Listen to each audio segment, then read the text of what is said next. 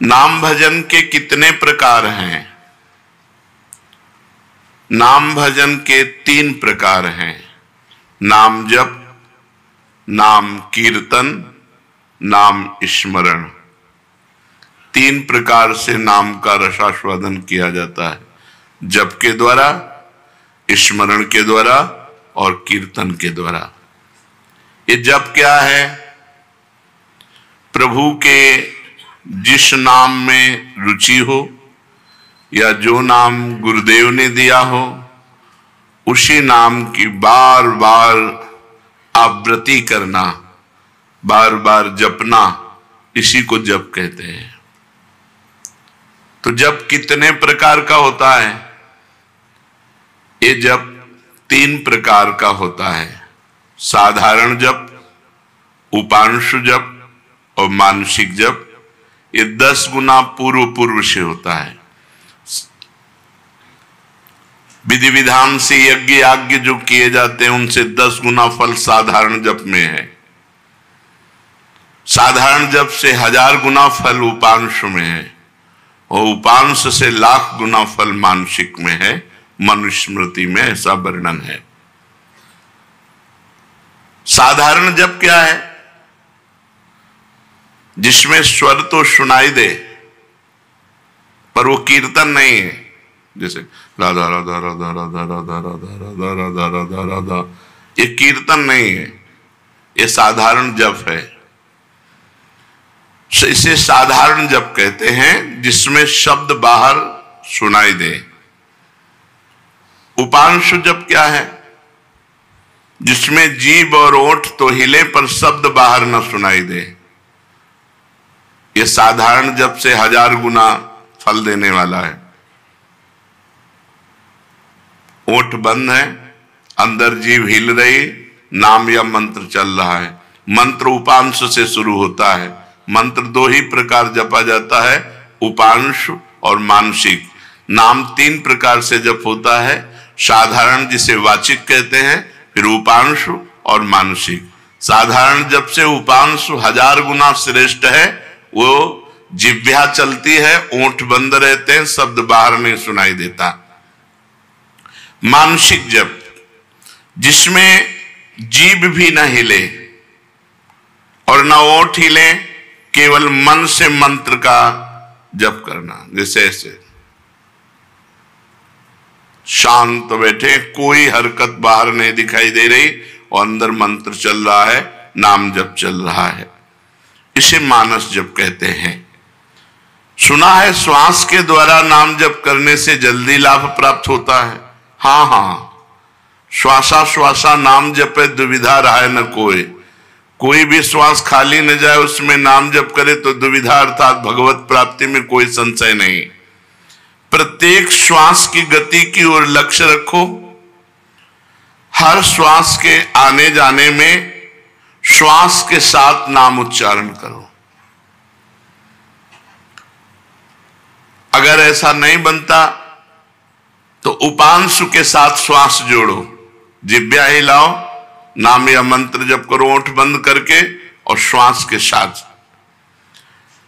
आरंभ में माला, काउंटर, जो आपको सुविधा पड़े वो ले लो और श्वास श्वास कई कई नाम, कई कई मंत्र ऊपर खींचने पर, छोड़ने पर श्वास प्रश्वास में जप करें।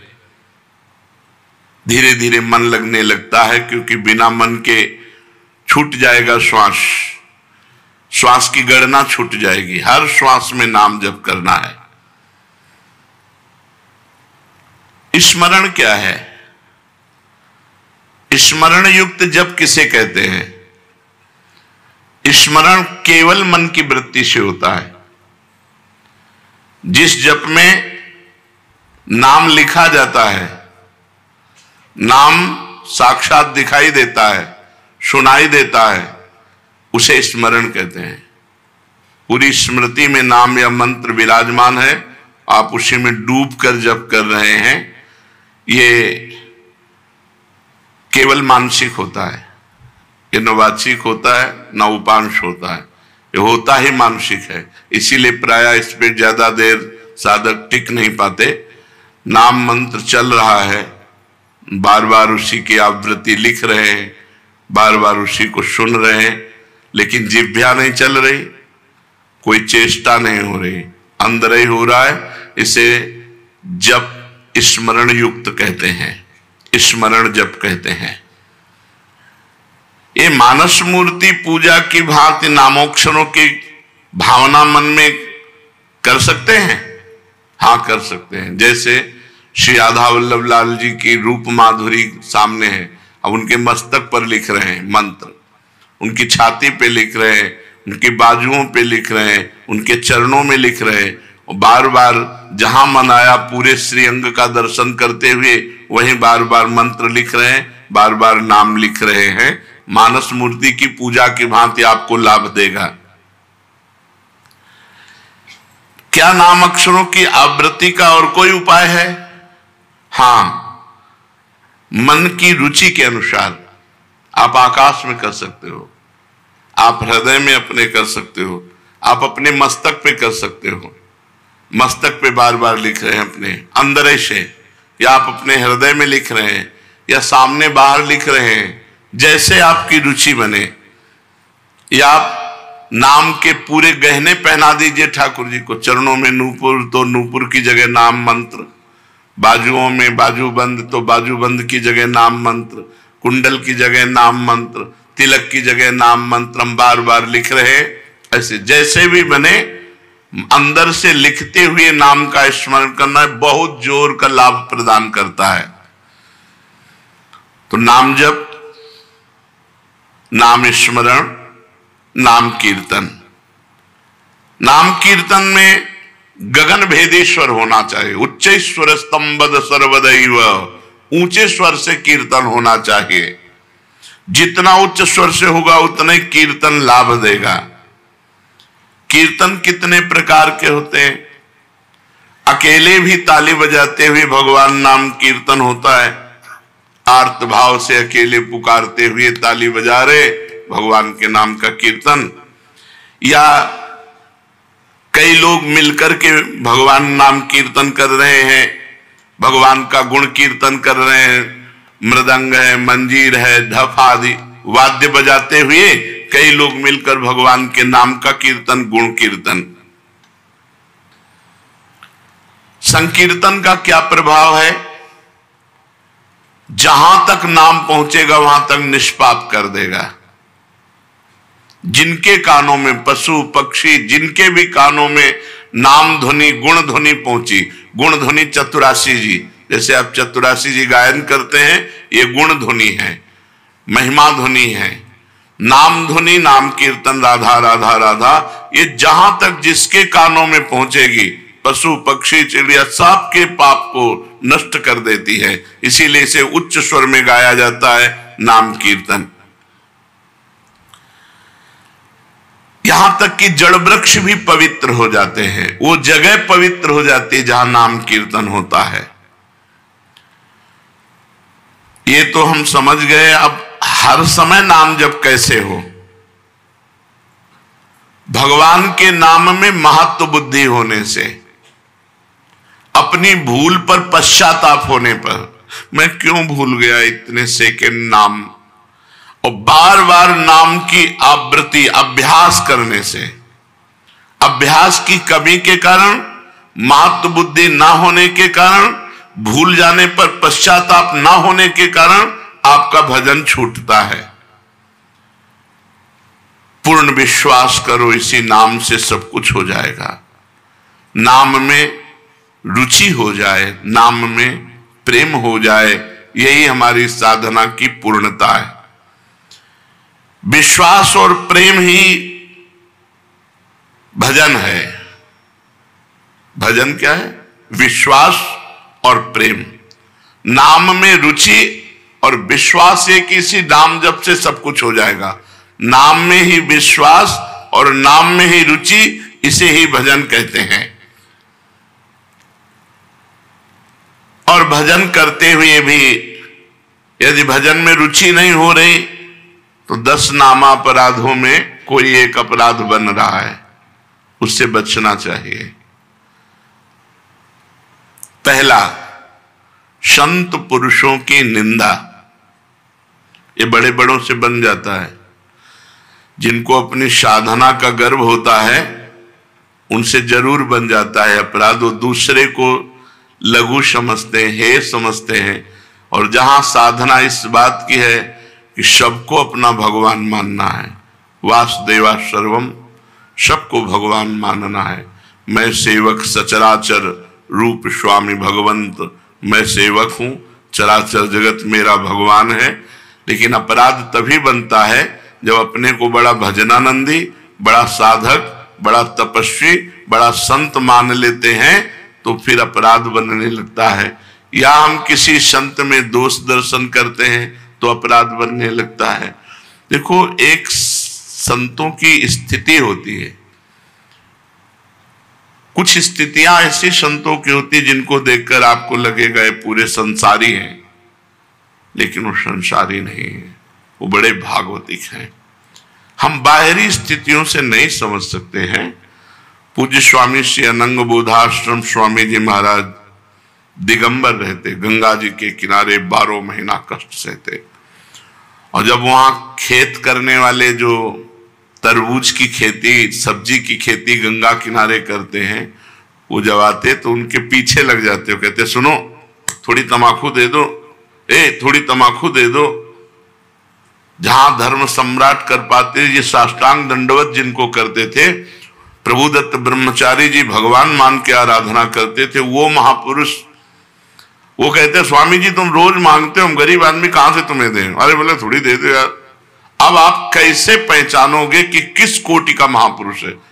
अगर आप उनकी इस चेष्टा को देखेंगे तो आपकी अश्रद्धा ना हो जाएगी, यार तमाकू, थोड़ी तमाकू के लिए इनके पीछे ढूंढ।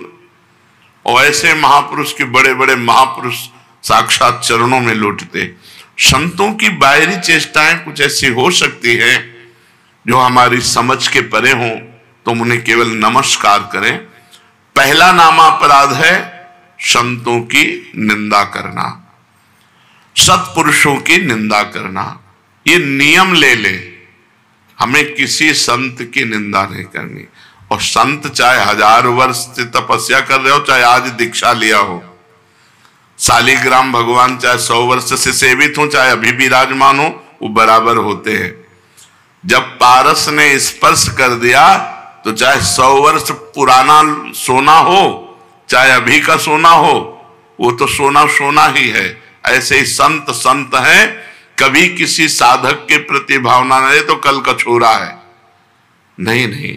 वैसे भी सब में भगवान विराजमान है, संपूर्णतया भगवान ही सब, वासुदेवा सर्वम ही।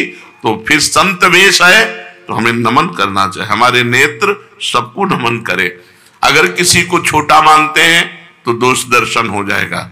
सब में भगवान है। तृणादपि सुनीचेन तरोरिषेष्मणा। नाम जापक, नाम कीर्तन करने वाला कैसा होना चाहिए? तृणादपि सुनीचेन। क्यों?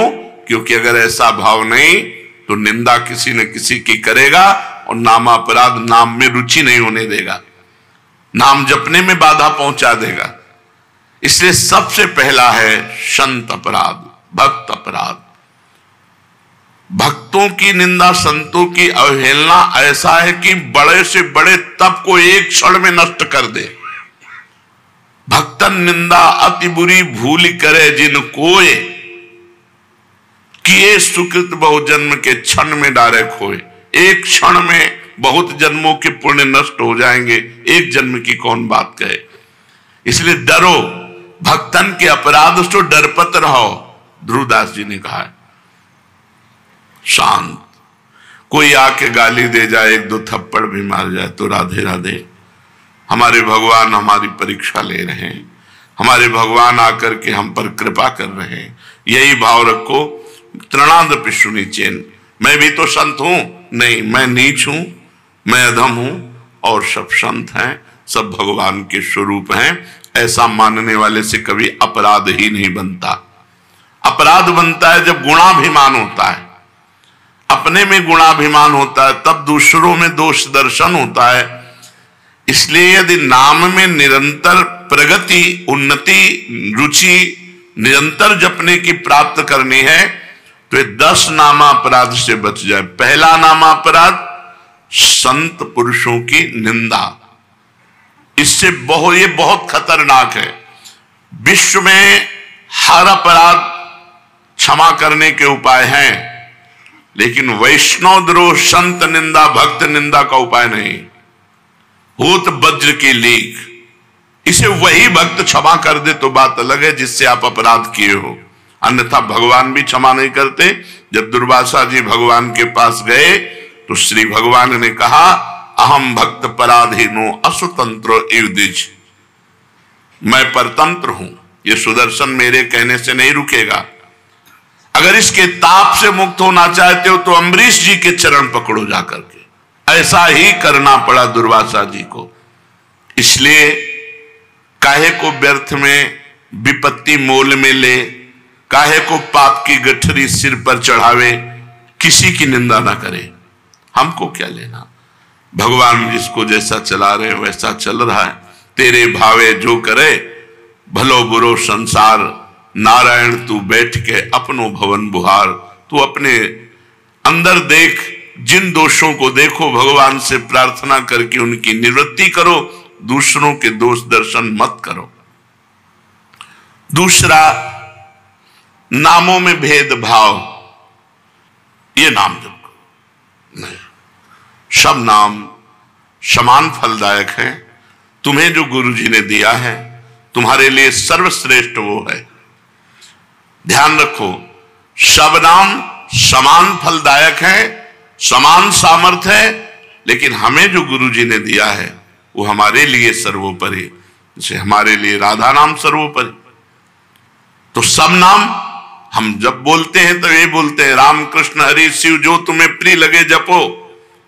हमारी पूछो तो हम वृंदावनवासी राधा उपासी, राधा राधा राधा। हमारे लिए सर्वोपरि नाम राधा है। जो राम जपते हैं उनके लिए सर्वोपरि नाम राम है। जो शिव जपते हैं उनके लिए सर्वोपरि शिव है।